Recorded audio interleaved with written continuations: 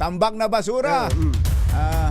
Tambak na basura dyan sa Barangay 94 sa Maynila. Ang inireklamo, RH29, Boy Gonzales. Coming, boy!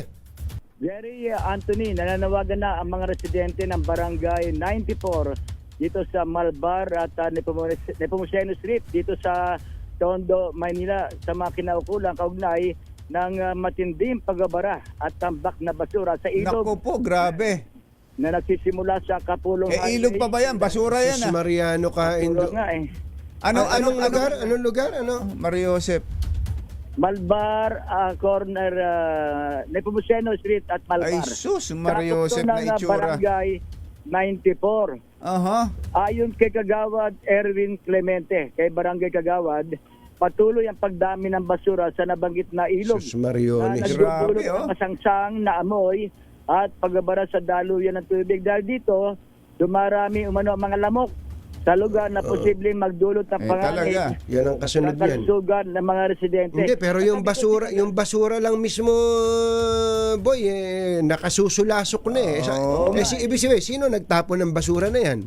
Yan, mga nanggagaling daw yan sa Pretil, Kapulong Highway sa Ilog at dito na Pretil, Palengke.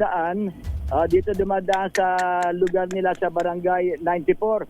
At may panawagan lamang si Kagawad Erwin Clemente. Kagawad, kailan pa ba hindi nahakot yung basurang yan?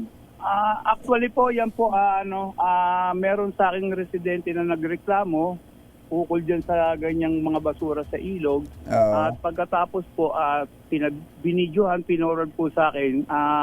Ito naman po ay pinorward ko. Maraming salamat nga po at napansin dito ng DCRS sa pamamagitan ni Kuya Boy Gonzales. At ngayon naman po ay pinuntahan para actual na makita. Grabe naman. Ayan, no? Grabe naman yan. Mario Josep. Oo. Nangangamba yung mga... Marami ba talaga lamok sa gilid? Marami pong lamok at saka masangsang na amoy na po. Ayun, masamsang at marami ng lamok. Nakita mo yung dami, Anthony, Jerry. Kaya nananawagan sila at nakipag-ugnayan na tayo sa... Ano sabi ng MMDA? Sila yung LGU. Meron daw po dyan na Estero Warrior pero sinasabi nila hindi naman na-actionan po. Estero Warrior ng... Baka may magawa kayo dyan, boy. Baka may magagawa kayo dyan. Tsaka si kausap natin. Si Chairman Erwin Clemente. Kagawad. Na tugay-gayan yan.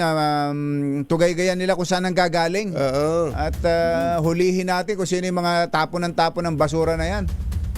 Yung ang banggit niya kanina, saan po galing ang area? Grabe. Ito po nanggagaling po sa Pretil area, papunta po ng Kapulong, and then dito na po sa barangay namin naiipon dahil meron Yun na po nga, tayo ritong meron po tayo ritong flood control gate. Oo, nahaharang Nako, dyan. Nilagyan po nila ng Yan boom. pa. Yan pa. Hindi, teka muna, Kagawad. Yun ba namang mga magkakapitbahay dyan, sigurado ba kayo hindi sila nagtatapon ng basura dyan? Baka naman ang layo ng tingin ninyo galing Pretil pa, pero yung mga magkakapitbahay dyan di nagtatapon ng basura sa ilog. Actually po, hindi naman po siguro kasi kamukha niyan. Sila po ang nangangamba dahil baka magkaroon po tayo ng dengue outbreak dito. Napakarami pong nakatira. Sila apektado. Sila maapektuhan. Naman po, opo. Wala bang mga Ito naman po, yung bang mga bahay, marami bang mga bahayan sa gilid ng ilog? sa Kapulong po yata, Kapulong area, may mga bahay sa ilalim. Doon. Sa ilog yun. Sa ilog po. Sa tulay mismo. Sa tulay po, tulay ng Kapulong. Grabe, para makaipon ng ganyang karaming basura. Manawagan tayo sa MMDA, kumbachero. Si MMDA General, total warrior yung kandon. Warrior pala hinahanap nyo. Si General Manager Nicolas Torre III. Yun, kahit na magtago sa ilalim ng lupa, Madadali yan. mahahanap niya kung sino nagtatapon dyan. Oo. Manawagan tayo, MMDA Chairman Don Artes. Ayan, at General Manager Nicolas Torre III. Baka pwedeng, total may mga CCTV kayo dyan na inilalagay. Marami ng strategic locations ang napili nila. Baka pwede nang mapanagot yung dapat managot dyan. Magsisisihan na naman tayo dyan pagka magtuturoan. Pagka iyan ngayon, ang lamok ang pinoproblema, pero bukas makalawa, bahana naman yan. Sigurado. Ang sisisihin na naman natin, gobyerno. Ayan. Oo, samantalang ang nagtatapon dyan, tao. Ayan, oh, grabe, oh. Para makaipon ng ganyan Actually karaming po, basura. Sir, excuse Actually po, sir, pagka bumabaha rito, etong main road namin, lubog po ang bahay. Ang main road po, gatuhod po ang baha. Ayun na nga. Kaya nga. Oo. Bukod sa styrofoam, ano pa yung nakita niyo mga basura? Ang mga basura po na nanggagaling na nandito sa ilog ay yung mga pinagbaklasan po ng mga rep. Ha? Kalakal at tinatapon na lang sa ilog.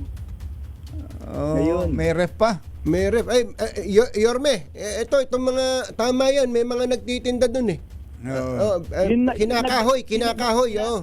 Yung kinakahoy, Anthony, sa Oo. may area ng Kapulong. Oo, Oo. nako, oo nga. Grabe yan, ah. Hindi, si kay Yorme din, si Yorme. Oh, Oo. pwedeng subaybayan yan na tugay-gayan ng ano, LGU, MMDA, para hindi lang para mahakot yung basura niya, kundi para malaman yung source. Kung nasaan yung mga At i-maintain, salaulang tapon ng tapon yan. Alam mo, tayo din ang gumagawa ng, sinasaktan din natin ang mga sarili natin eh. Talaga. Katulad niyan, Oo. simpleng pagtatapon na lang ng basura. Oh. Kapitan Erwin, maraming salamat. Salamat, Chairman, ha? Chairman. Kagawad pa lang. Kagawad pa lang ba? Baka kabahan nyo. Mag-i-election pa naman. Mag-i-election. Oo. Okay, biglang nataranta si Kagawad ng chairman to eh. At mula dito sa Barangay 94 sa Malbar at Nepomuceno Street sa Tondo, Maynila.